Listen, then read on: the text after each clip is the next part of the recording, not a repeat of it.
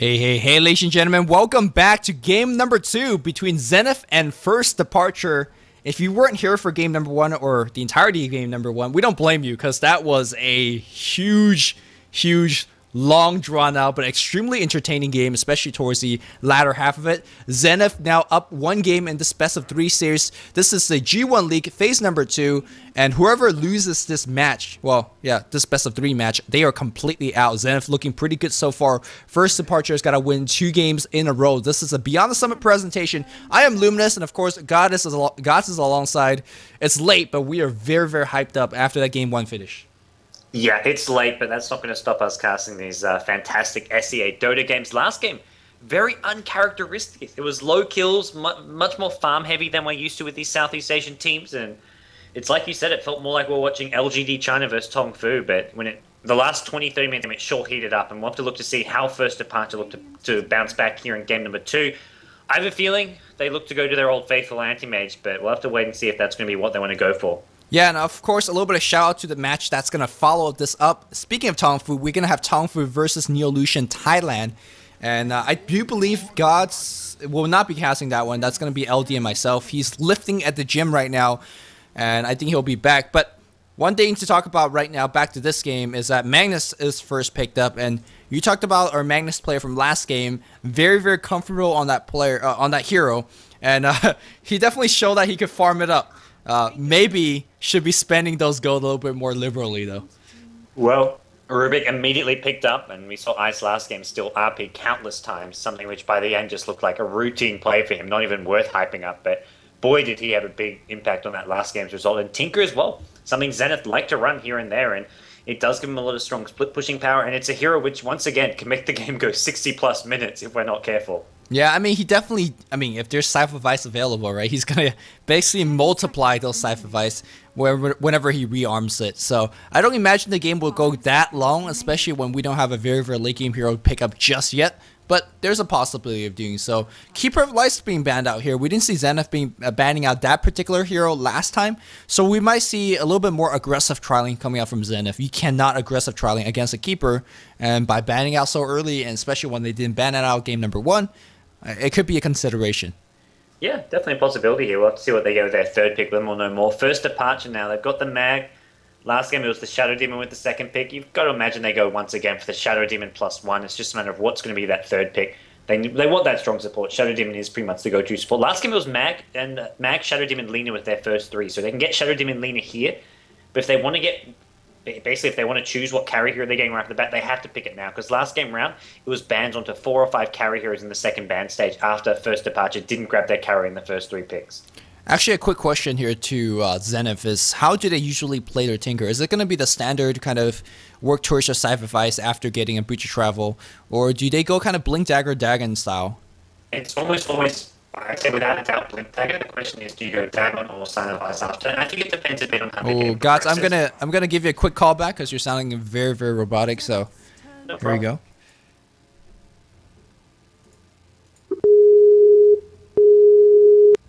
I do apologize for that little bit of mishap. Are we good, Godz? I hope so. All right. How's it sounding now? All right, you sound good. So Blink Dagger, but not sure if it's gonna be Scythe follow up or Dagon follow up.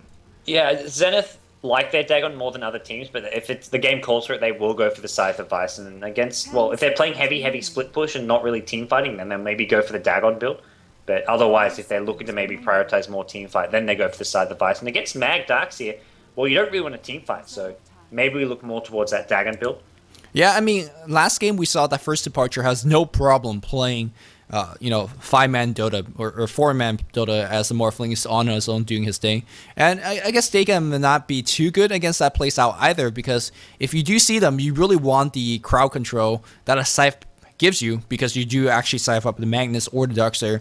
Dagon is actually decent against the Shadow Demon, but maybe not so good against the Darkseer, especially when he gives his team mech or pipe. But Clockwork's going to be the pickup here for Zenith, and I think we're going to be looking at a little bit more global pressure here.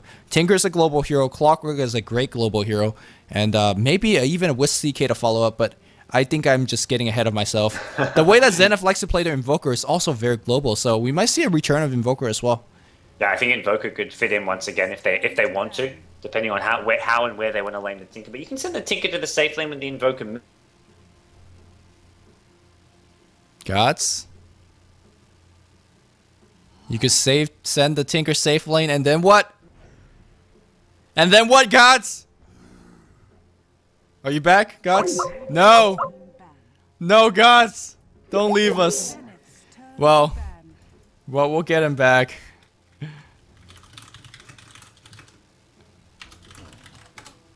I don't even know what he was saying, but that anti-mage being banned out here, of course, respecting the power of first departure's anti-mage player.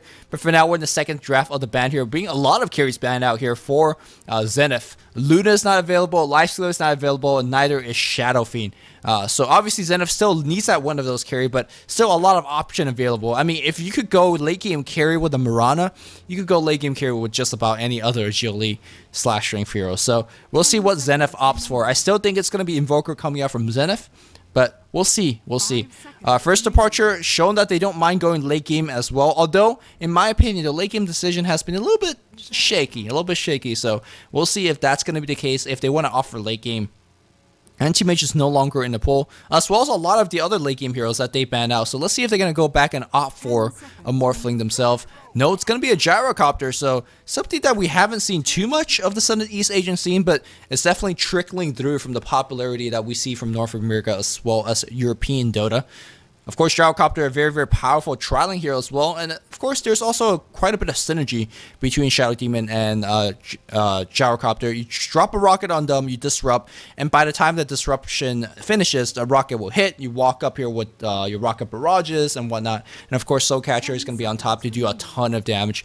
Also, Clockwork Cogs might actually be worked against Zenith, because when the cogs are in place, there's a lot of stuff in the way. You can't get to the Gyrocopter, but you could be damn sure that Gyrocopter Flat Cannon will get to you with that 1000 cast range. Of course, Empower on top of Gyro also does quite a bit of work, as well as the Vacuum. So I feel like this is a very natural pickup for the Radiant team, and it's going to work out quite well for them.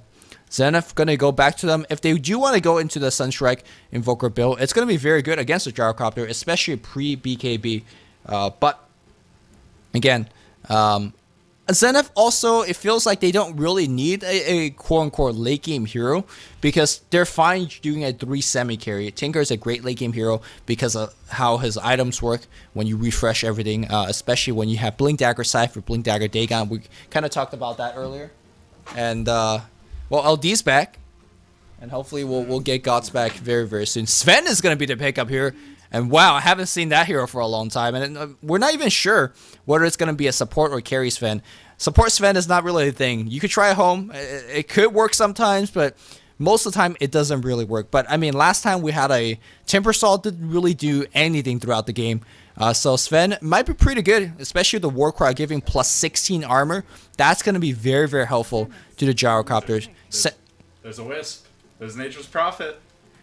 Are you looking the global that I'm seeing as well? I mean, Wisp, Sven, Rubik, that's a trialing. But we'll see if that's going to be the case. Sand King's going to be the last pick here, and that's going to give him the big AoE Wombo combo. I mean, you have Vacuum, you have Wall, you have Epicenter, you have a Magnus ult on top, Call Down even, and of course Flat Cannon to really round things out for any survivors that might be limping away. And Zenith looking to spread the map open. I feel like First Departure in their first game really like to take those team fights, and Zenith really good at avoiding them, especially when you have heroes like Tinker and Clockwork. You don't even need to be there, so I think Zenith, in my opinion, a little bit better, a little bit stronger, coming out ahead in this draft, and Dragon Knight is going to be the last pickup here. So 3 semi-carries coming from the Tinker, maybe from the Clockwork, although he's getting, well, actually it's Ice playing the Clockwork, so we might actually see that offensive trialing. And this is going to be a very awkward trialing coming out from a Sven, Dragon Knight, and Rubik. Doesn't necessarily have the longest range, but has a lot of frontline tanking, and a lot of initiation and nuking power. So Godz is going to be back with us in 1 to 2 minutes if you guys cannot survive with this voice. But yes, the draft is done, and in my opinion, I feel like Radiant's got definitely the stronger draft. Of course, the first 10 to 15 minutes going to have really a big impact in these games. Generally, Wombo combo lineups here are good once you get past level 6, level 7, but it will take them a long, long time to get really to that point. And for now, Gyrocopter is going to be played by FD. Well, actually, they're all FD. Gyrocopter is going to be played by Mirko. Very, very weird way to do it, to have your name tag in front and then your clan tag on the bottom behind you. Inappropriate. Inappropriate is the word to actually call out. But Miracle will be playing the Gyrocopter here. We have Hannah playing the Darkseer. Lubby on the Sanking.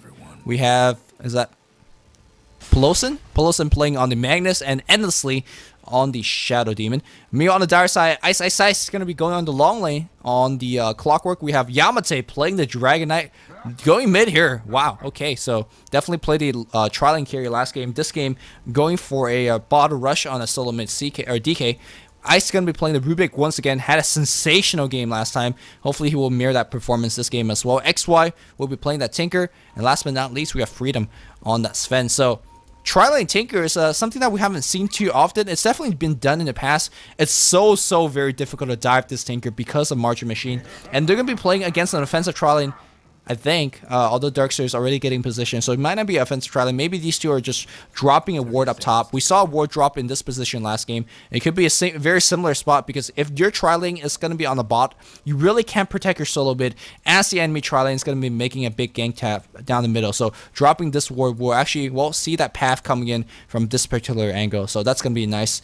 Yeah, it's going to be offensive Tri-Lane versus a Darkseer, and or defensive Tri-Lane against a Darkseer, and similarly for the Radiant side, it's going to be most likely a defensive Tri-Lane against a Clockwork there as well. Clockwork should be using his power cogs to basically slow down the equilibrium, and most likely Darkseer, once he notices that he cannot get too much EXP and go, he's going to fall back in the jungle and try to get some farm there. Is Godz back? And looks like God is alive and joining back. You didn't miss so much, Godz.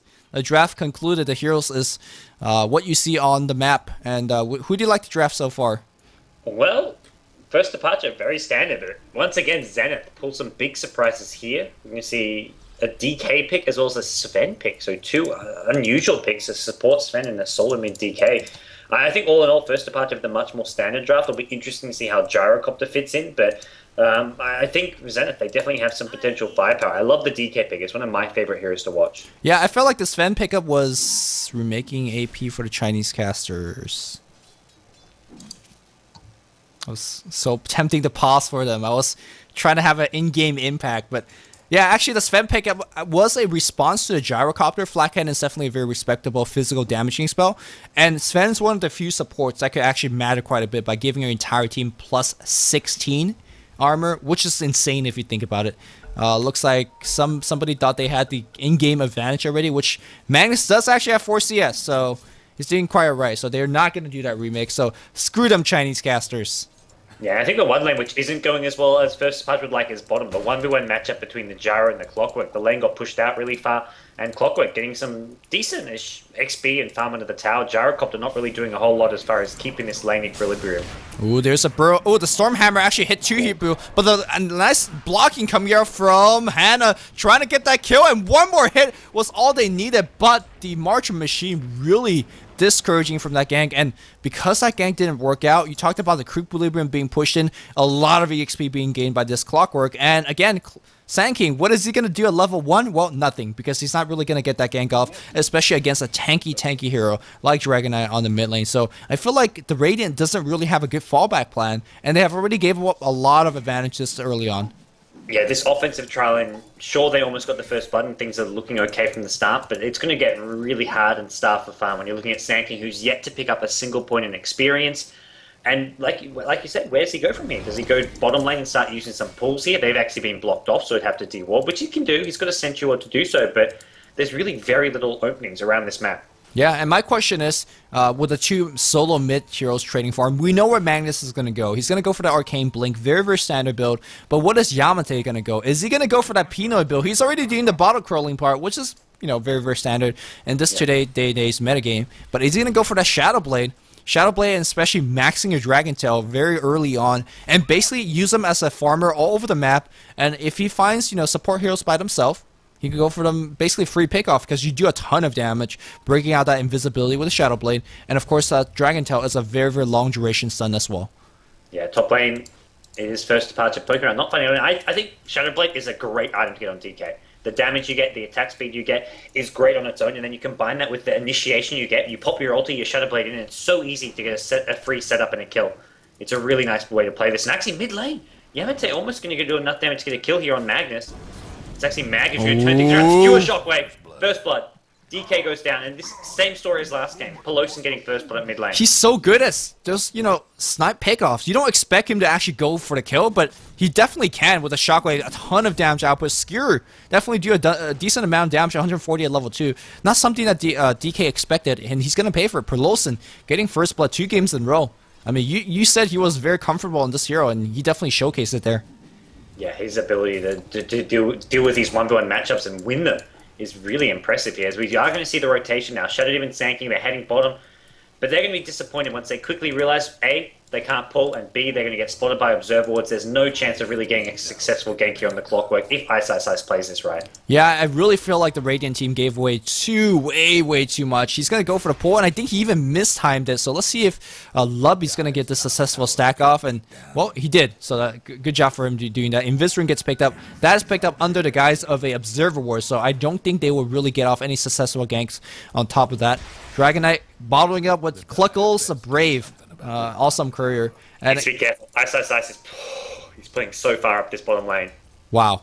Yeah. I mean, if he dies, he deserved that death, right? Because he's sticking down there with basically 100 health, I think. Is he gonna survive? Stout Shield not doing the work, man. Unlucky.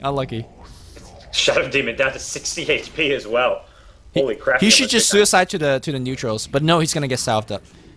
Okay, that works as well. I think, but that's the support's needed that really badly because they're under leveled right now, and that's XP going their way. XP they didn't have to share with the gyrocopter, so they split it between the two of them, get themselves some XP, and that kill shouldn't happen. I mean, for one thing, Ice was playing so low, and another thing, he should have seen that Invis rune getting picked up by the Observer Ward. Yeah, I really think. I mean, I think that he expected the gank to go mid because definitely Yamate is the bigger price here. So, and especially he was between his tier 3 and tier 2 tower. He thought it was safe, and you're not safe from that Invis Shadow Demon. But even despite giving that def up, it's completely fine. I mean, he got so much this lane. Although he might pay for it. Unfortunately, though, the cogs are so OP at burning mana, and Gyrocopter's got nothing here. What is Gyrocopter actually going for with that Sage's mask? Is he going to go for that Ring of Aquila? Yeah, Ring of Aquila, we could see something a bit abnormal, like a Soul Ring. It wouldn't be absolutely terrible considering all the mana burn going on with the cogs here. If he wants mana to use these spells, they're actually going to be Initiation coming bottom, Disruption to lead things off. Gyrocopter, all he can do is right-click. He's got no mana for a Rocket Barrage. He's not even going to go in. Sanking and Shadow Demon, they're just dealing with Ice on the right. I think he could have almost got a kill if he came for that. Maybe not quite enough then. Well, the two men. What is that? Oh my goodness. That pushback. That pushback is so OP. Like, you could actually walk between the two cog and directly walk out. You still get pushback. It is actually insane. And you're right. He was easily able to get that kill. Cogs OP, pushback OP, Clockwork OP, man. Man. Actually, he's already... Is this going to be a kill? He's got hookshot. He could look to kill. I think he will get the kill. Rocket hookshot. This off-lane Clockwork, it's doing way too much. He's level 7, 6 minutes in. He's out-leveling the solo mids. Like, what the hell is going on right now? Miwa up on the top lane here. Hannah's doing his thing as the Darkseer. Thanks to his 2 trialing support, he was able to get some EXP, but here comes Pelosin trying to stop the gang. But look at these Observer Wards. They just know. And of course, the Dire team will just back off accordingly. Yeah, no chance. And this is just disaster for first departure, what's happened at bottom lane. Ice should not be getting these kills. He hasn't even got... I mean, I like this build. I think this is the right build to go. You don't need that Battery Assault. Having max cogs, 200 mana and health drain at level 4. That is ridiculous against these low mana heroes. Heroes like Sanking, if he gets hit by that, GG for Sanking. Gyrocopter, that hurts him pretty damn hard as well. So it's a fantastic build to go for. I imagine we may see a point in Battery Assault picked up now that he's hit level 8, but hey, he can just keep maxing rockets. I don't think the Battery Assault actually adds a whole lot. I really think on the next patch, they gotta do something about this cog. Maybe lower the AoE, or maybe lower the mana drain damage being dealt, or maybe just say that if you're getting hit by the cogs once, you can't get hit by a second time. Because he basically did 400 damage and mana drain to that Sanking, that poor Sanking, level 3 or something like that, and he just got owned. And it pushed him back so far, like right into his tower from such a long distance away. That was what was really incredible. And then once he's under tower, he's got no mana to use Sandstorm. I mean, he's level 1, so he hasn't got Sandstorm. But even if he's level 3, level 4 there, he still goes down. Oh, he was still level 1. I thought he at least hit 2 or 3, man. He's got nothing accomplished there. Meanwhile, let's actually check out how we're doing in terms of the goal graph. 750 goal lead for the Radiant side. Godz, make sure that your audio is good to go. In game? Yeah, Alright. yeah. But let's check out the goal graph here. Radiant is down by 750 gold as expected to those kills not going their way. And Clockwork getting those very, very lucky kills. Looks like we're going to have a big range of disconnects. EXP, though, in the big leads because Clockwork was able to get solo kills against the tri-lane twice. So things are not going well here for the Radiant team. And that's kind of what we predicted during the draft stage, is that when you pick this kind of big wombo combo lineup, sure, it's great 40 minutes in the game when you have Blink Daggers and all these teamfight capabilities. Your laning kind of sucks. And right now, Zenith really take advantage of that. That's giving XY a lot of time to go for his boots travel. He is just a naked boots rush straight into BOT. He's going to have it 8 minutes in if he doesn't die. And can you imagine he's just teleporting and mass farming in every single lane with the Martian machines? It's not going to be good here for FD. This looks scary. It really looks like a bad position. The big difference is the XP. You've got a Sanking who's still level 1.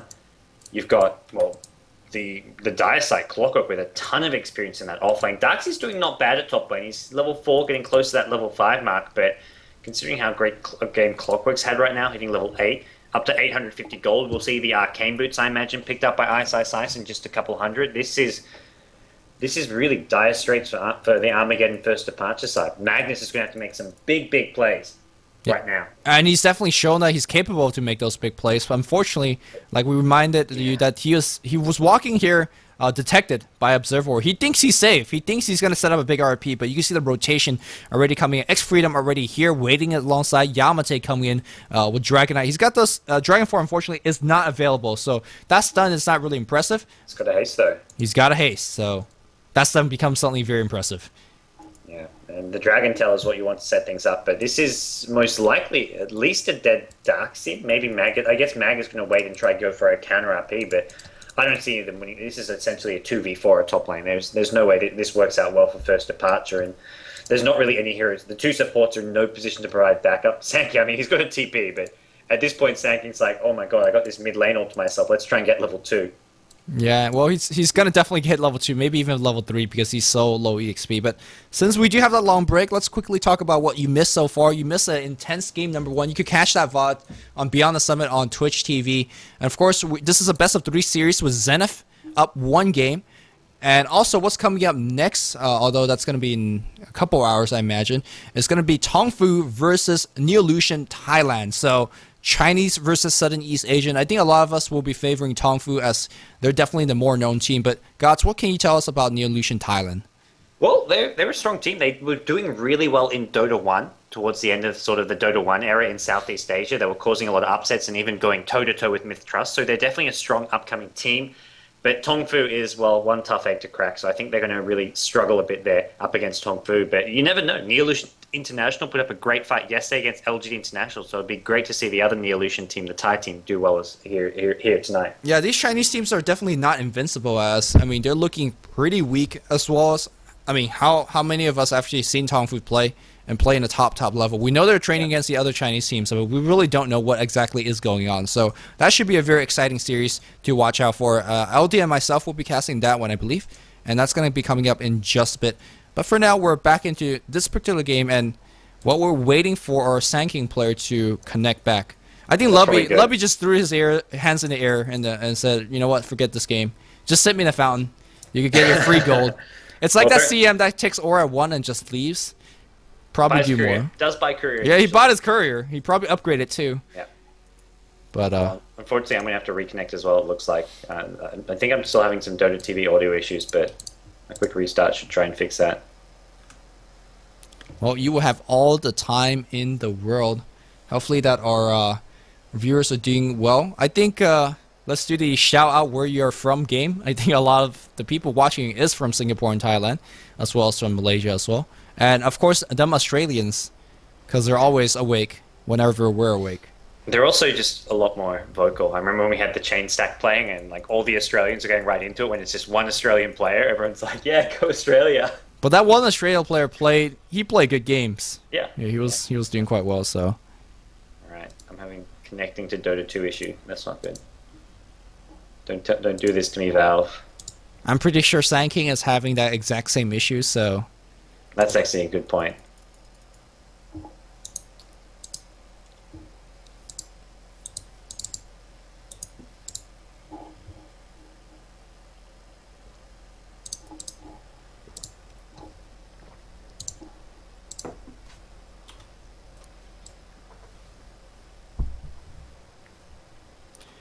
Connection problems in Singapore? So what would happen if Sanking does not actually connect back in? Remake? Well, apparently it was a blue screen of death. I don't think there's actually a remake. I mean, it should be able to connect back in. I don't think we'd see a full remake, but I'm not sure what the rules are. Our lovely Chinese admins / overlords probably have a solution in mind. If you load games from replays, which is probably the worst thing possible. I mean, I know this is like... There's been so many replay load bugs. Like, yeah, it's absolutely hilarious. Like the clock in the game goes wrong. Like, it's nighttime now, but you load back in, it's daytime. Yeah. But we're 6 minutes in, so Night Stalker would get very, very sad. Like, for example, you see these neutrals being pulled right now. They would just sit there. They won't even go back to the camp. So... At one time where we had a low in the middle of a match, and I was in the middle of a pull in this particular junction of the map, and those neutrals stay there for like 10 minutes, and as supports, I couldn't even roam past because there was 2 alpha wolves that was just killing me all day. The runes, they like spawned awkwardly, like doesn't even spawn in the even minute mark. So gets messed up too. I don't know what happens with Roche, but let's hope to God that there is no loading from replay. I know this is like a first world complaint, but because back in Dota 1, if you drop, like, you're done, right? That's it. Well, if you have a save, you can reload. You can save from reload, but the replays is gone, so... Yeah, that was always the big issue there. Right, so we're this is the first world problem that we're complaining to, but there's definitely a lot of room for improvement for Valve to look back to. Well, speaking of first world problems, I was going out to lunch earlier with Kevin, and we both had on our green tide. I heard that one, yeah.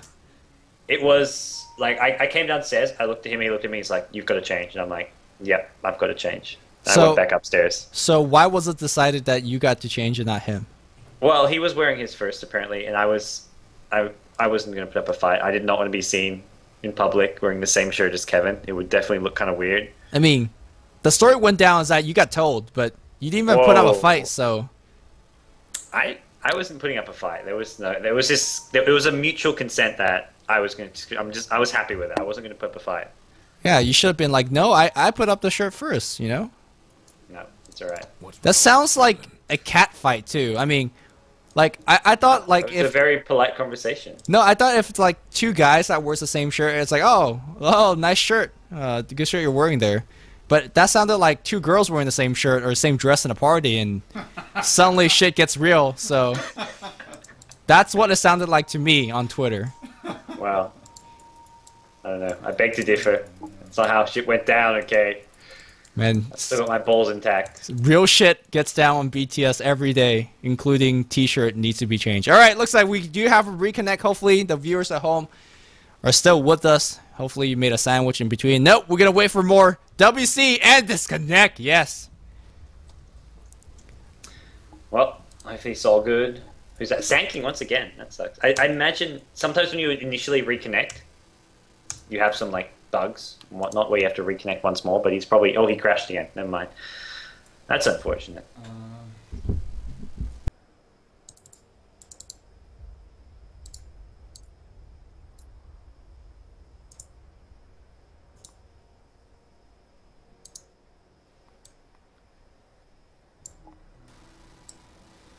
Well, rock, paper, scissors, go. Paper. Let's see how many people will play this. Wait. Ice wants to play this. Oh, apparently not. He's still not in. I think he thought you were unpausing. You've confused him. How do you spell scissor? I can't spell scissor. SCISSOR. Alright, yeah. I got that on the lockdown. I couldn't spell scissor for the longest time because that Pokemon named Scizor spelled it with Z, so I spell scissors with Z's, and apparently that's wrong. How did you... Well, you got him good. I almost had him. It was close. Close game. Alright. Is Lubby back? WC done. Mud Golems look cute. Those Mud Golem looks like they have Down syndromes. I'm sorry, I have to say that. Really? I love Mud Golems.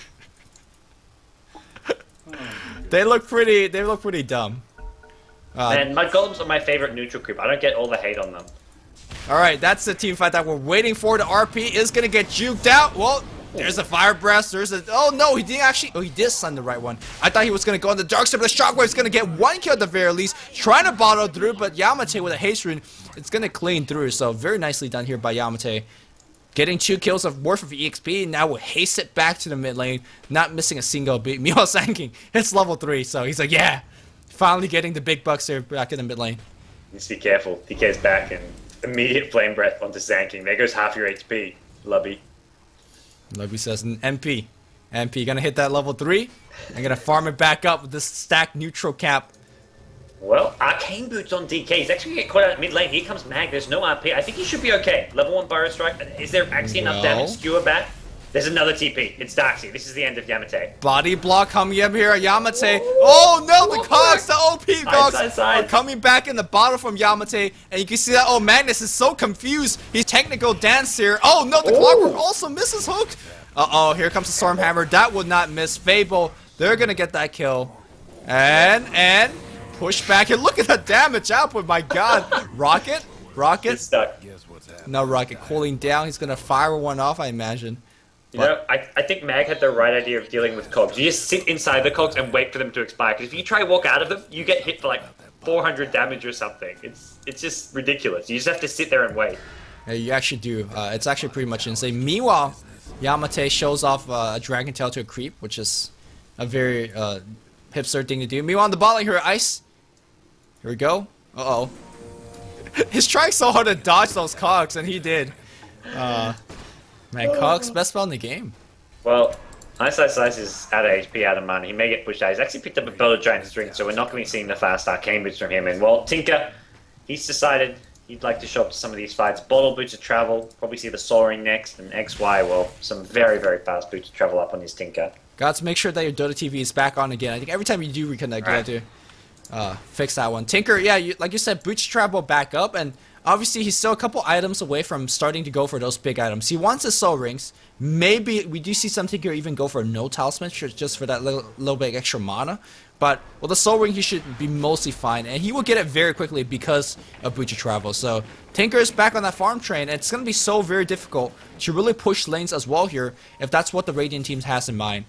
Because Martian Machine is basically impossible. Back in the middle lane though, Disruption opening, Soul Catcher gonna miss the second time. They see the TP in, and they will back off immediately. They cannot take the fight, especially knowing that Clockwork's the person. The TP in. Clock, hookshot coming in here against Lubby. They will cog him back in. You really want to push him back out. A second TP comes in from the Radiant side this time. Gyrocopter will force the Dire team to disengage.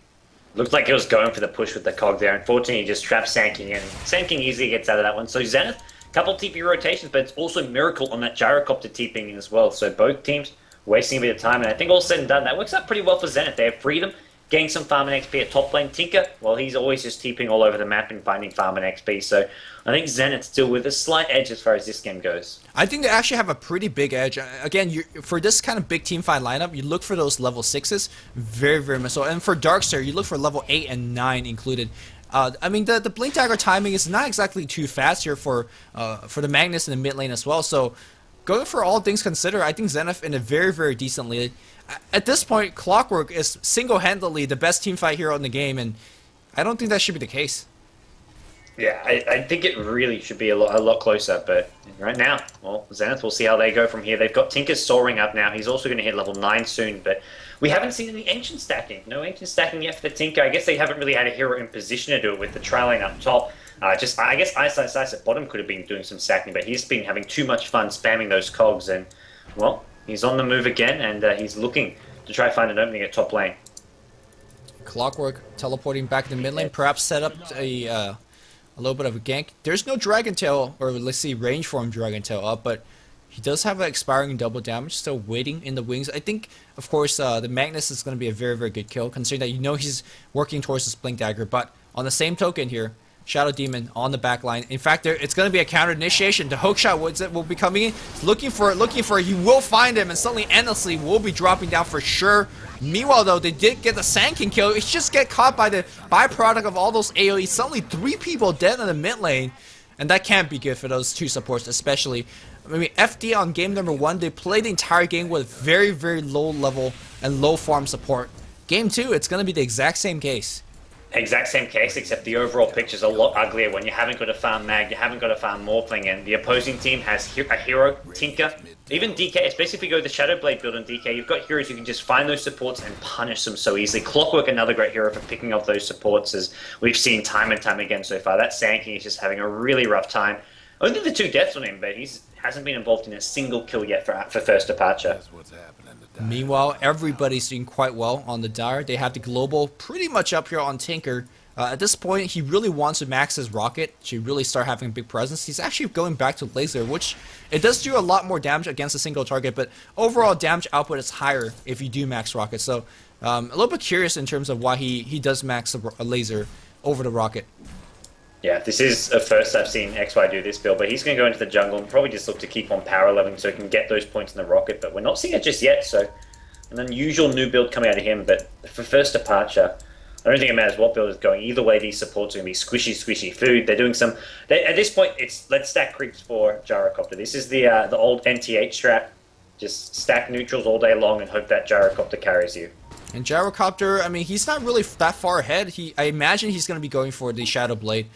And he's not even close. He's about 800 away. Speaking of Shadow Blade, Dragon Knight's got his along on top of a Arcane Boots, which is something very, very strange, very, very awkward. But, I mean, the dude definitely needs this mana, so it makes sense. Yeah, it's not bad. It means he can be a lot more liberal about pushing out lanes using Flame Breath. He doesn't have to conserve the mana, because the Shadow Blade also eats through additional mana. 75, so I believe, right? Yeah, if you go just the normal bottle treads into that, I mean, I guess with treads you can do the tread switching, which is it still is very taxing, even with tread switching. So it's nice. It means he can spam lanes a lot more. But right now we're going to see him with that Shadow Blade up, and well, I think at this point he starts looking to gank and then follow up those ganks with tower pushes, because that level 1 Elder Dragon form is good at chipping away at towers as well. And I mean, Arcane Boost is great for tower pushes. Yeah. After you expended your mana, give it back to your support, and hey. That push will continue. It looks like Darkseid doing a little bit of pulling up top. Look at his safe positioning. Pulling over here and then going back to low ground to make sure he doesn't get ganked. But Sven comes around and says, alright, free creep for me. So, despite for being a support Sven, he's got treads, so that's pretty good at least. And this is same case as last game. Look at Zenith's farm distribution. The lowest CS on any of their heroes is the 2 supports, both sitting on 31.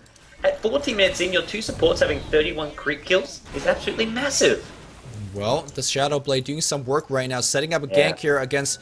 Oh, and a great TP. Hook shot already being used, and Ice not in position to drop off that lift, so very, very nicely done here by the Radiant team. It looks like they're going to try to rotate off on the bot lane and try to set up that gank. They will spot out Endlessly. Endlessly will probably going to go down. They have really no detection. There's the dust available, but that's not that good being used defensively. They do trap the Clockwork within his cog, but Stout Shield should block most of that. And here we go. They're going to dive that tower very, very easily. Yep, they're going to initiate on the Sand King. Sand King won't even make it out of that Dragon Tail stun.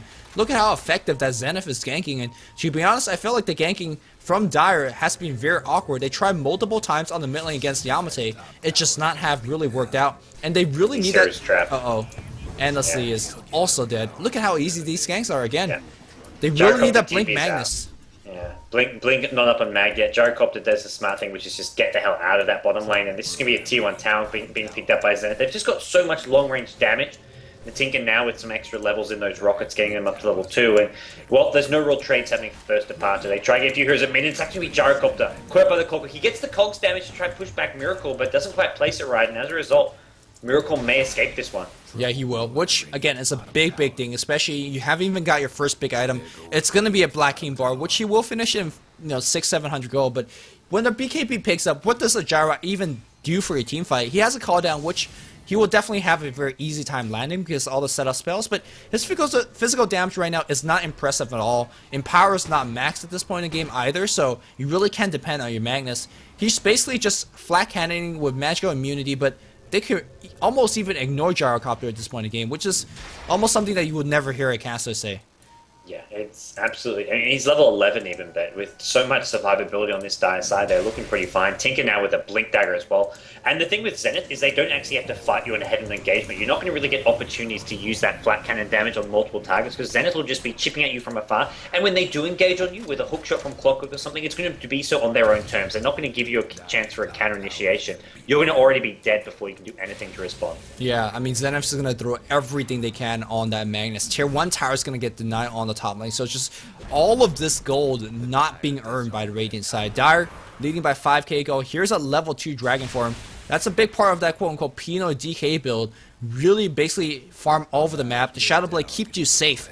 And of course, the fast farming coming from the range form of level 2 is going to be big as well. Again, that Arcane Boots is still kind of mind-boggling, but again, makes a lot of sense as they're pushing tier 1 tower to up top, forcing out Glyph.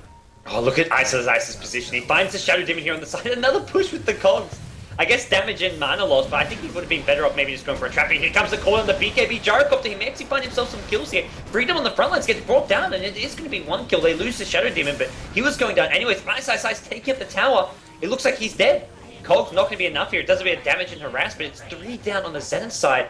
A bit of an overextension, and you mentioned what's a BKB Gyrocopter going to do. He'll do just that. Wow, I mean, completely impressive damage output. I did not expect he would actually hurt quite a bit, but it seems like Ringo Aquila was just enough. But Yamate is going to come through. I think he's going to go for the kill, not on the Gyrocopter, which was a prize kill, but he know that if he stuns on the Gyrocopter, the Burrow Strike will come through, and he won't get anything in return. So went for the very, very safe Sanking kill. Yamate still showing his poise despite how that team fight went, and I think they will re-engage on this tier 1 tower. BKB is down, but that BKB timing came on perfectly, was able to allow them to win that team fight, but it was not really enough. I mean, they're so down by so much. Yeah, there's a Mag RP en route, but he's not going to be there inside to defend this tier 1, but if they keep on pushing past, he'll be there. But it looks like DK gets the tier 1 tower, backs off, Tinker TP's out, and, well, haven't been able to use this blink from Pelosin just yet, and Rocket goes flying through. I think they scouted out. It flew over Pelosin's head, so they should have been able to click him and scout out that Blink Dagger. So right now, Zenith probably know there's a Blink Dagger up. Yeah, and that Blink Dagger, especially on Pelosin, just really going to do a lot of work. Also, he's starting to get those crucial levels for Empower, and for a Gyrocopter who doesn't actually have necessarily any damaging item up just yet, he really needs every bit of help that he can get. So for now, farming on the bot lane, but he's got to... Oh, those ganks are coming in. Trying to rotate on the mid lane. Pelosin's got that blink, so he should be able to get out of harm's way very easily. Unfortunately, this guy does not. He does have that BKB, but can he even use it? No, I don't think he will. Yeah, he knows he's going to die, so he's not going to be running away. So, very, very good gank coming out from Zenith. Yeah, they sacked their sons a bit, and it actually almost gave Gyrocopter a glimmer of hope there, but that last auto attack, right-click, sorry, just doing enough damage to finish him off. But Zenith now, can they transition to a bit of a push here? They've got 3 heroes near bottom. Tinker can always be TPing in. And Ice, what's he on about? He's going for that mech now. He's at top rune, looking for some top river, looking for some runes, but not finding a whole lot here. It looks like Zenith for the most part happy just to keep their farm up, not look to try put on too much pressure right now. They'll take the pickoffs where they can get them, but they're not going to force the issue. Tinker with this Blink Dagger follow-up. Yeah, we did expect this kind of opening. The question is, where will he go from this? And to be honest, because of the big lead that they're enjoying right now, I feel like Dagon will be perfect, because look at the HP of that Shadow Demon, 720. Sand King, 910, which is actually pretty decent considering his start. Gyrocopter, 1300 because of the BKB. Maybe Dagon is not the best item of choice. Maybe Sev is a tiny bit better. But if whatever item he wants to go for, it's going to be both very, very good. Yeah, it's damage output or it's some lockdown. It's going to be damaging, and we're going to see Zenith for the most part not looking to get too aggressive right now. They're farming in the enemy jungle here, so they are denying their opponents a lot, and it's going to be a Shadow Blade. Yamate quickly realizes that's potentially a dangerous position he's putting himself in. He's going to scout some things out here. Dax as well as Shadow Demon both on the low ground, but there's a lot of backup in the form of Sand King and the Blink Mag. Ooh, and look at the Shadow Demon. He expected DK to be coming in as well, but XY... I mean, did they not see this ward that it was placed over there? That's a dire ward in mid lane as well as on top of that hill. Those pickoffs shouldn't be happening. I think XY just got caught out a bit. I don't think he realized the Mag could see him. The Mag could see him with that ward, and the Blink Skewer set up that kill with ease. And possibly now, tier 1 tower. This tier 1 mid is so important to get down when possible, but it looks like it may be a bit too hard right now for first departure. Yeah, because there was the first observer dropping there, they should have seen the second ward being dropped. That's one of the advantage of playing support. If you put your wards down first, you know where they're going to put their wards if it's in the nearby vicinity. So, very, very nice pickoff, despite of the wards granting the vision. So Zenith losing a small bit here and there, but Gyrocopter is one of those heroes that he could go very, very late game. He's no Morphling, but on the same token, he's maybe even later than Morphling, considering that he could use Divine Rapier very, very well. Yeah, it's one of those heroes that late game can just do so much with the right items. Divine Rapier, Manta, BKB, and you're pretty much set. Especially if you can get yourself the Aegis. But Zenith You're going to have that change size of lights coming out from a Tinker, though, so I feel like it's always going to be a risky little choice there. You've got the Lothar, the Shadow Blade initiation from a DK, and, well, Zenith, the last couple of minutes, things haven't really been going all their way. They've given away a kill or two, and now they're finding themselves sort of wandering around, not looking like they have as much of a set game plan in mind as they did 5-10 minutes ago. Yeah, I mean, at this point, they're okay because they could still enjoy the farm in jungle because their lead, Yamate, is constantly farming the enemy jungle as well. So you're still out-farming them in the long run. Oh, Yamate. Lothar gets detected by those sentry wards down the mid lane, so very, very nicely done. These, like, miser sentries that are being placed in such random locations is stopping Yamate from doing what he wants to do with that Shadow Blade. Now has a BKB, which is going to mean he's a big teamfight force, especially when he's going to be looking for that level 16 in a couple of minutes, but for now, still looking for those individual pickoffs. Yeah, maybe we look to see Zenith go into the Roshan pit fairly soon. They've got all the space in the world to do so if they want. All the tier 1 towers down there, maybe look to just focus efforts on tier 2s, and they got 3-4 rotating bottom lane. Tinker can TP in any time, so this should probably be a tier 2 tower at bottom, or at least force First Departure to make a big play defend. And First Departure, Darkseid and Mag, this is always going to be the big team fight. This is why we don't see Zenith looking to put too much effort into grouping up and pushing, because pushing into Mag Darkseid is going to always be scary. Sanking as well, great. Sanking and Gyrocopter, two other great team fight heroes. Sanking at this point not offering a whole lot because of how under-leveled he is, but Gyrocopter with a BKB can do a lot of follow-up damage. Yeah, for the next 20 to 30 minutes, before everybody on the Dire gets BKB, if you get a 4-man RP, you just flat out lose that team fight, because 4-man RP equates to a wall on top, a vacuum on top, Burrow Strike, flat cannon, call down, everything in the book is going to be dropped on top of your face. So that RP is going to be exceptionally important. There was a big team fight item that was just picked up, Clockwork with the mech, so he's going to be on parity with Darkseid, who already has a mech for quite a bit, I want to say. And I guess because of the threat of that big team fight, Zenith can't really do too much. They can't really go for those tier 2 pushes, but that's fine for them because they're still farming multiple jungles at the same time.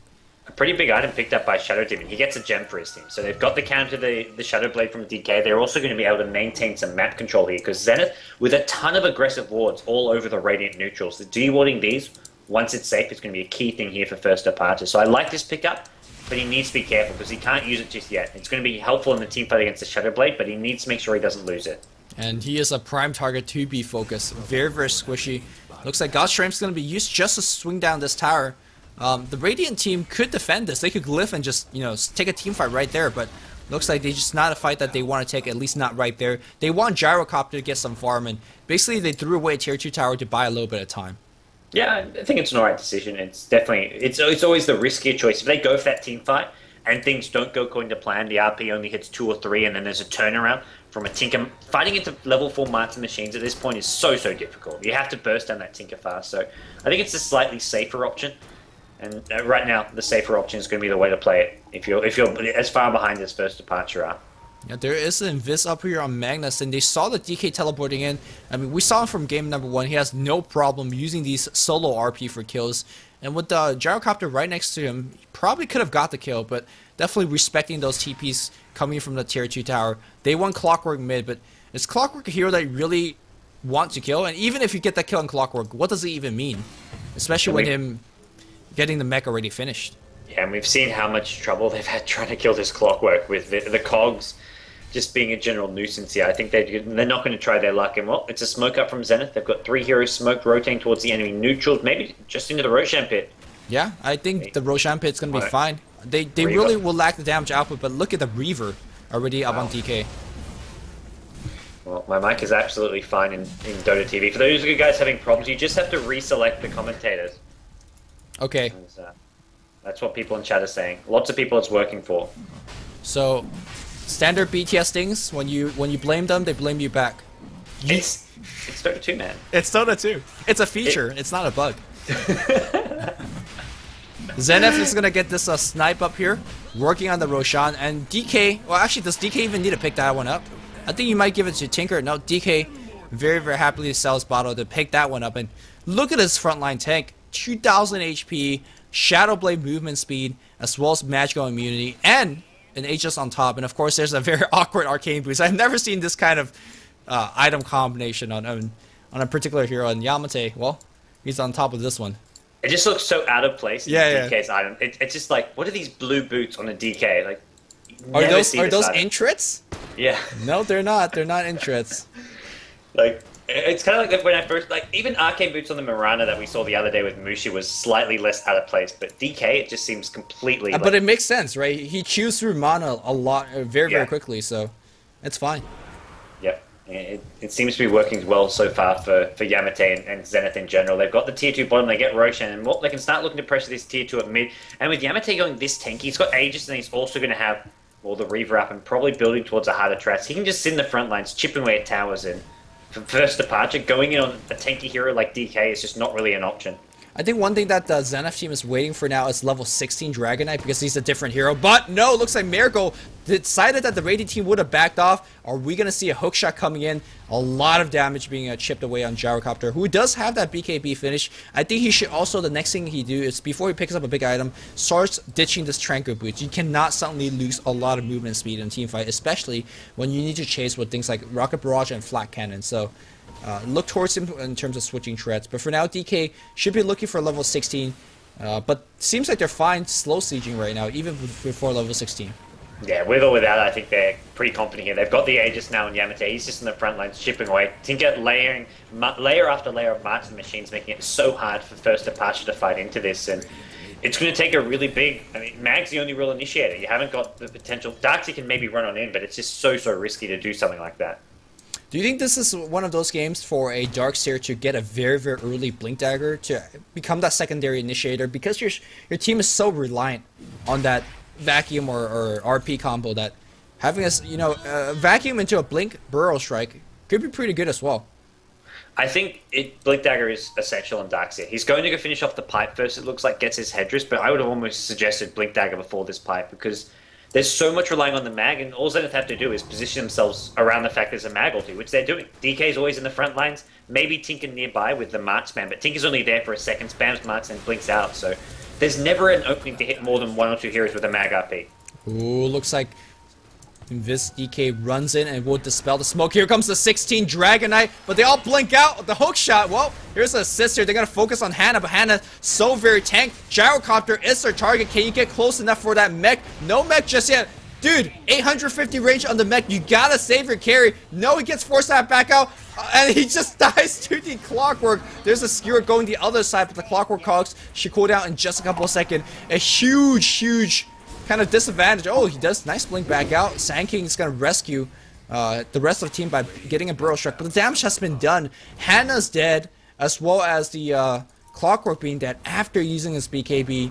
Zenith coming in from multiple sides, and of course the Shadow Blade doing a lot of work for that initiation for there.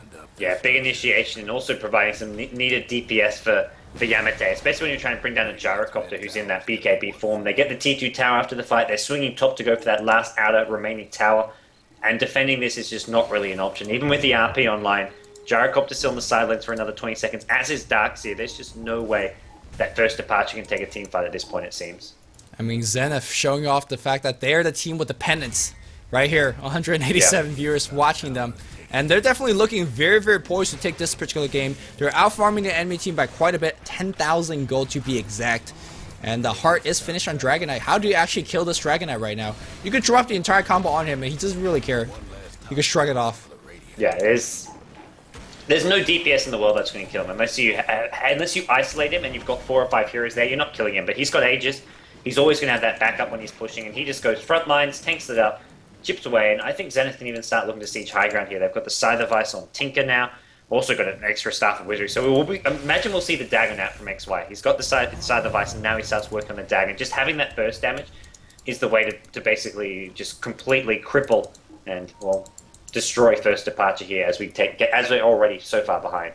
Yeah, for those that haven't really experimented playing with Dagon, it always looks like a very, very bad item on paper, but for Tinker, because of his rearm ability and his mobility through the Blink Dagger, it's actually pretty insane. I mean, 800 damage burst nuke at Dagon level 5, and use it, what, 3 or 4 times in a single team fight? That's ultimate worthy in terms of damage output, so a very, very powerful, even late game item choice on Tinker. Yeah, I definitely agree, and we'll see him farming more Ancients, farming more bottom. Aegis is going to be expiring fairly soon, so if Zenith want to go with the Aegis, they need to do so soon, but I think with or without Aegis, this DK is near unkillable. I mean, his natural armor is his Aegis, so don't even worry about it.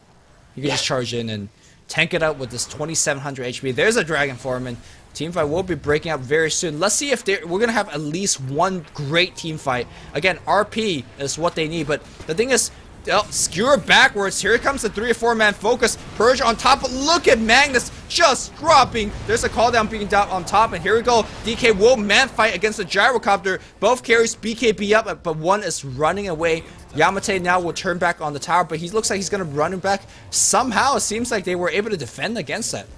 At least for now. That was impressive. I love what Tinker was doing there. He was sitting in the trees on the left. He blinked so far down. He was past the Raxes in the trees on the left, just spamming march, spamming rockets, and, well, First Departure just couldn't really do a whole lot to him, but luckily his harass and spam wasn't doing a whole lot. I think the big issue with Zenith is they can get Tinkering spamming spells, they can get DK kind of on the front lines, but DK doesn't really kill heroes on his own, and, well, the Rubik, that Sven, they're kind of stuck sort of sitting back, maybe chipping away at the tower. They can't actually get into the fight, but there's no real way Zenith lose the fight, it's just they're not winning these fights. I mean, DK was quite quickly killing Magnus on his own, and if he was having a little bit more time, he could probably kill 2 or 3 more, but yeah, this team is built around with DK in the front, and basically have a lot of backup damage from Clockwork and Tinker as well, and, well, I mean, they're going to have another push available. Wall is not up for 30 seconds. I imagine it will be up for the next big engagement, though. Yeah, well, if they should be able to stall things just long enough here. They can just keep on spamming. The last fight went really well for them, and no more Aegis on the DK. He will be going for the Assault Crest just to help give that aura to keep on pushing, and I like these pings in the trees on the left. It's like, that's where Tinker keeps on going, but right now Tinker's at mid. He's got his dag on level 1, and, well, he'll be looking to rejoin his team fairly soon. One thing to talk about is Clockwork's item choice is Blade Mail. Blade Mail is one of the actual best counters, especially against Gyrocopter, who does a ton of damage and does not necessarily have a ton of HP to actually back it up. Now, BKB will actually block the Blade Mail redirect, so if Ice is careful enough, he shouldn't pop that Blade Mail till much later. Also, Blade Mail very, very good against Wombo combo lineup because it's so tempting to drop all your spells at once, which Blade Mail will gladly redirect. Well, high ground it is for Zen. They get the tier 3 tower just with Yamate chipping away. Now he starts chipping away on the Raxes, and look at his positioning. Ice actually invis. There is a gem up though. He needs to be careful, and there's a big vacuum wall there. How can you get the Dragon form? Unfortunately, the Dragon instantly dies. Yamate kills off his own illusion, backs off, even pops a BKB. They're going to walk right out of here. They're playing really safe and defensive, Zenith, but I mean, they may as well not take too many chances, especially up against a Mag Blink RP. I think they defended a second time here with the Dragon form starting to whittle down in terms of time and BKB down. DK can't walk in. I mean, he's very, very tank, but he's not going to be able to tank 5 heroes without magical immunity. So, seems like FD can hold it one more time, and that's more and more time in the world for Gyrocopter to start farming it up. 3.5k gold in the bank. I mean, we talked about the possibility of Divine Rapier, and yes, to be sure, it's a bad item in this case because you're dealing with Blink Scythe, you're dealing with the long-range initiation, but push comes to shove, he might just need to go Divine to start carrying his team. Yeah, I think he's almost, at this point, he's almost got to. It's only one thing. I mean, that's the miracle they need, no pun intended. But the issue is, sure, it's buying more time for Gyrocopter to farm, but during that time, it's actually Zenith getting further and further ahead. Yeah, they're farming both jungles, Tinkers all over the map. I mean, every hold is not really a First Departure getting any closer to evening up this game. They're actually falling further behind even though they're holding. You've got more item progression. And the next push is going to come with an Assault Crest on DK and probably an Aegis. Roshan respawning in about 1 minute, so sure they held that push, but the next push is going to be even harder to push. And if the next push doesn't work, well, the push after that's going to get even harder because we'll keep seeing the item progression coming out of Zenith. And for First Departure, that same item progression just doesn't exist. You've got Darkseid with Mech and Pike, but he's pretty much done. Mag, same thing. Blink, Force Up, there's no real progression from here. Gyrocopter's the one hero who's going to have item progression, but for Zenith, they've got 4 or 5 heroes getting bigger and bigger. And the reason that Gyrocopter and his team is never really getting further and further ahead is that these holds never actually turn out in a team fight, right? Zenith is so good at positioning that they just send the DK in, they play it so safe, they never commit more than 2 heroes in a team fight, so even if you kill 1 or 2 heroes, it's not going to be a big comeback. Conversely, if a big team fight breaks out, and let's say the Radiant team gets off their entire combo off, and suddenly the Dire loses 5 heroes, that will give tier 1 towers up on the Radiant team, that will give possibly the Roshan to the Radiant team, and that's where really the big pile of gold comes in. So, because Zenith never overcommits, they never get into that issue, and Zenith will slowly grind them out, like Godz talks about. They're still farming better, they're leading, this gold chart is never swinging back the way that Zenith is playing right now. It's not even flattening out right now, and well, it's going to keep getting worse and worse as Zenith are going to get themselves an Aegis. The Assault Crest is there in DK, so another Roshan being picked up by Zenith. They've got Tinker continuing farm. Are we close to the Dagon 5? He's actually only got the Dagon level 1 still, but he's got 3k gold on top of that, so I imagine more points in the Dagon here. You may as well go Dagon 5 once you start. I don't see the reason to stay on Dagon 1 as a late game Tinker. Maybe he's definitely saving for buyback to rejoin the fight. Yeah, I agree. Having a buyback here so he can just sort of, even if he's just suiciding for a kill at this point, going in, kill off the mag or someone, having that buyback just for this game-ending push could be a nice little thing to have. Yeah, but he definitely could upgrade it at least twice, if that's what he wants. Looks like a little bit of split pushing from Gyrocopter. And one thing that he can be doing, there's a Demon Edge. He could definitely go for the Monkey King bar if that's what he wants. But there's always a possibility that Divine's only 500 off. I think Divine's a perfectly legitimate item, and when they're this far behind, you need something big and game deciding, and Divine Rapier's got to be it. I think going for an MKB isn't going to be enough, and I think the one thing he can't do is save for buyback. If he's going for MKB, buy it now. There's no point saving for buyback when you're up against a potentially game-ending push. You've just got to be. So buy your MKB or buy your Divine Rapier. You can't save for buyback. And I don't think getting MKB is the way to win this game either, because again, you're defending to not lose, but you're not making any headways to win the game. So, well, we'll see exactly what he's going to be going for. Nothing purchased just yet. Maybe they're going to try to hold just with the Demon Edge, which could be quite hard. I love it. Vacuum to break the trees. No more shenanigans on the left. Yamate comes up. There is Glyph available on the Radiant side. Tinker starts to deploy a couple of layers of March. And Yamate says, alright, if you don't fight me, your Raxus are going to go down eventually. Vacuum's still on cooldown for another 3 seconds. It's right idea to kill those trees, but vacuum timing not ideal. But Yamate, he keeps working on the Rax, and the rest of Zenith just seen behind him. Even with that, oh, the Rax Gem was there for a second. It's back again. Purgex being dropped in. Forces the Shadow Blade out. The problem is, even if he wants a Divine Rapier right now, there's no opening to go get it. He can't send the courier up. He can't actually buy it. I think if he could choose, he'd have that Divine Rapier, but he just can't go out to the shop. Ooh, skewer attempt here from Paulison trying to get somebody going in the base here. And that's the beauty of having a Heart and the way that Zenith is playing right now. He sent DK in, he's going to soak up a little bit of damage, but between Heart as well as his Dragon Blood regen, like, you're never really going to burst him down enough to slow down the push. He comes back at the next wave, full HP, like the final boss that Yamate is, and slowly they're going to whittle down. The Rax is going to go down to the Siege unit. They can't, Rax goes down, and I think Zenith could just back up right now. Just play it very, very safe. Clockwork initiation on Shadow Demon. Self-disrupt. The team fight is going to break out. Where's the Vacuum? Vacuum still on cooldown, and SC is going to go down. Those cogs, they be pushing your side, man. Now, Gem on the ground. Gyrocopter's actually gone for a Daedalus, but he's getting chain sheeped here. There is going to be a mag skewer. Finds the Tinker. Not going to use an RP just on him, and now Gyrocopter's going to turn it around with that Daedalus. He's doing a lot of damage. He brings down Tinker. Tinker, immediate buyback. That's what he was saving to go for. Like you said, but he had just enough gold for the buyback, and well, Zenith aren't done. They get the top Raxes, and now the siege is going to begin on mid. I like Gyrocopter the fact he's bought this item. He's almost good enough for buyback as well on top of it. He's just a couple hundred gold short, 300 gold short, but he'll probably get that before he dies, unless he gets sheeped immediately and picked off. If he kills some creeps or gets a hero kill before he goes down, he will have a buyback gold as well here. Yeah, I feel like Daedalus is definitely a mini Divine of sorts here. It's not going to be the guaranteed damage, but you get pretty lucky, and suddenly it's Divine damage-esque damage output. So, again, this is a very safe item. Obviously, when you die, you don't drop it, so still goodbye. Oh, skewer backwards. No. AC is going to turn around, fight. There's a Scythe right on Paulson, but defensive disruption. He could actually get a huge RP coming back out, but look at DK, the only person on the front line. Even if they get that kill, it's going to be a solo kill. But can they even get that kill, though? They're trying to chase. He Lothar's back out, and guess what? He's going to come back full HP. The way that Zenith is playing, he survived with 50 HP. The way that Zenith is playing, it is so safe. It is so safe. There's just no avenue of comeback here for the Radiant team. Yeah, he's still got this Aegis for a couple more minutes, and, well, he's going to get to work on this tier 3 bottom tower. It's the same formation. Send DK to the front lines to chip away at the tower. He doesn't even have to worry about going down when he's got the Aegis, and then just have 3-4 heroes sitting behind him. Tinker can even go split pushing, help push out these other lanes, but he's going to be bottom, looking to start spamming rockets and just chip away. So by the time first departure decide, hey, we got to do something and engage, they're already maybe down to about 2/3, 3/4 HP from all this rocket and march spam.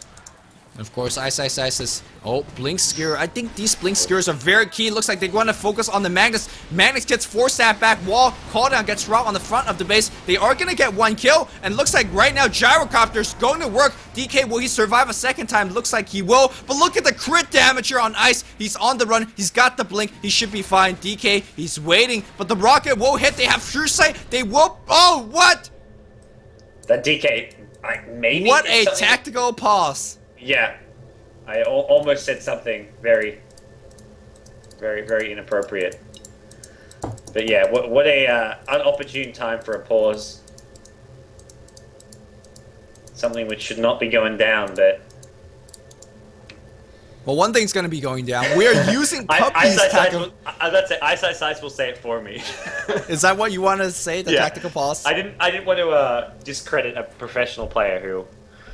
Well, let the pros discredit themselves as DK gonna get focused. They're gonna bring him down very quickly. He does have the Aegis. Stormhammer will hit on 2. Blink, RP! But is there gonna be any follow-up? Is it gonna be a skewer? No, they're gonna get 1 kill regardless. And look at how low. Oh, Gyrocopter is gonna barely survive. The Martian Machine. Oh, the Martian Machine will go through BKB if that's what you're thinking about. And they do bring him down. The question is, does he have the buyout? He definitely does have the goal, but he's trying to save for it. Miracle in game number 1. He was so stingy on those buyback. And let's see if he has the time and space to be stingy about it, because you got to keep in mind that Top is pushing back in. He recognized he doesn't have it. That's going to force DK back. But that team fight went a lot better for the Radiant team, as I mentioned. Again, the Dire team forced to commit. I was very surprised that Ice hooked in.